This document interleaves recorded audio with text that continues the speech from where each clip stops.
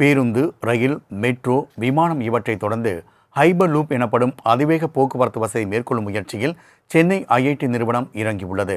இதற்காக ரயில்வே அமைச்சர் ஒதுக்கியுள்ள நிதி எவ்வளவு என்பது குறித்த விவரங்களை தற்போது பார்க்கலாம். எக்ஸ் தளத்தின் உரிமையாளர் எலான் மஸ்க் உலகளவில் அதிநவீனத்தை நாளுக்கு நாள் அப்டேட் செய்து கொண்டே வருகிறார்.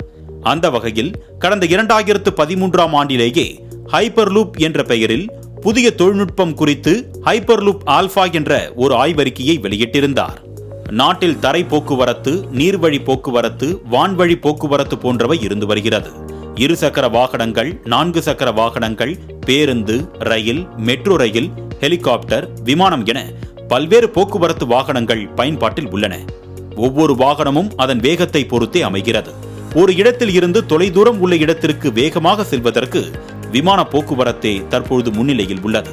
ஆனால் அதற்கு இணையாக ஹைப்பர் லூப் எனப்படும் புதிய முயற்சியை அமெரிக்கா தொடங்கியிருந்தது. அதாவது நகரும் ரயில் போல காற்றின் உராய்வு இல்லாத குறைந்த அழுத்த குழாய்கள் வழியாக பயணிக்க வைப்பதுதான் ஹைப்பர் லூப். வேக்கம் டனல் வழியாக விமானத்தின் வேகத்தில் நகரும் ரயில் போல இது செயல்படுகின்றன. இதில் சக்கரங்களுக்கு பதிலாக மேக்னெட்டிக் லெவியேஷன் எனும் புதிய தொழில்நுட்பம் பயன்படுத்தப்படுகிறது. அதாவது காந்தத்தை பொறுத்தவரை பாசிட்டிவ் மற்றும் நெகட்டிவ் படாரென ஒட்டிக்கொள்ளும். அதுவே பாசிட்டிவ் இரண்டும் ஒட்டிக்கொள்ளவே முடியாது. இந்த முறையை பிரம்மாண்ட முறையில் பயன்படுத்துகின்றனர். மேக்னெட்டிக் வீல்களை பாசிட்டிவ் பாயிண்ட்களை பொருத்தி அதன் மூலம் மின்னல் வேகத்தில் சுழல செய்கின்றனர். எலான் மஸ்க் இந்த திட்டத்தை செயல்படுத்துவதற்கு ஆர்வம் காட்டினாலும் இதற்கு அதிக செலவாகும் என்பதால் ஆரம்ப கட்டத்திலேயே கைவிடப்பட்டது. இதேபோல பல்வேறு நாடுகளும் ஹைப்பர் லூப் திட்டத்தை செயல்படுத்த விரும்பினாலும் பெரும் சவால்கள் இருப்பதால் ஆரம்ப கட்டத்திலேயே உள்ளது. இந்நிலையில் சென்னை ஐஐடியைச் சேர்ந்த 50க்கும் மேற்பட்ட குழுவினர் இந்த ஹைப்பர் லூப் திட்டத்தில் பணியாற்றி வருகின்றனர். இதற்காக செங்கல்பட்டு மாவட்டம் தையூரில் சுமார் 410 மீட்டர் தொலைவுக்கு ஹைப்பர் லூப் குழாய் அமைக்கப்பட்டது. இது ஆசியாவிலேயே மிக நீளமான ஹைப்பர் லூப் குழாய் என்று கூறப்படுகிறது. சமீபத்தில் சென்னை ஐஐடிக்கு வருகை தந்த ரயில்வே அமைச்சர் அஸ்வினி வைஷ்ணவ் ஹைப்பர் லூப் திட்டத்தை நேரில் கண்டு வியந்தார்.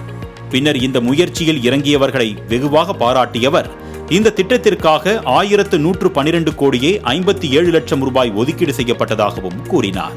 இதில் ஐஐடி மெட்ராஸுக்கு மட்டும் 8 கோடியே 34 லட்சம் ரூபாய் ஒதுக்கப்பட்டது. ஏற்கனவே இதற்கான கவாச் பாதுகாப்பு முறையை அமைக்கும் பணிகளுக்கு இதுவரை 1950 கோடி ரூபாய் செலவிடப்பட்டதாக கூறப்படுகிறது. ஒருவேளை ஹைப்பர் லூப் திட்டம் செயல்படுத்தப்பட்டு அதற்கான பாதைகள் இந்தியாவில் போடப்பட்டால் சென்னையில் இருந்து பெங்களூரு வரையிலான 350 கிலோமீட்டர் தூரத்தை வெறும் அரை மணி நேரத்தில் அடைந்து விடலாம். இது விமான போக்குவரத்தை காட்டிலும் அதிவேகமானது என்று கூறப்படுகிறது. அமெரிக்கா உள்ளிட்ட வளர்ந்த நாடுகள் ஹைப்பர் லூப் திட்டத்தில் ஆரம்ப கட்டத்தில் உள்ள நிலையில் தமிழ்நாட்டில் அடுத்த கட்டத்தை நோக்கி நகர்ந்துள்ளது அனைவரின் பாராட்டுகளையும் பெற்று வருகிறது.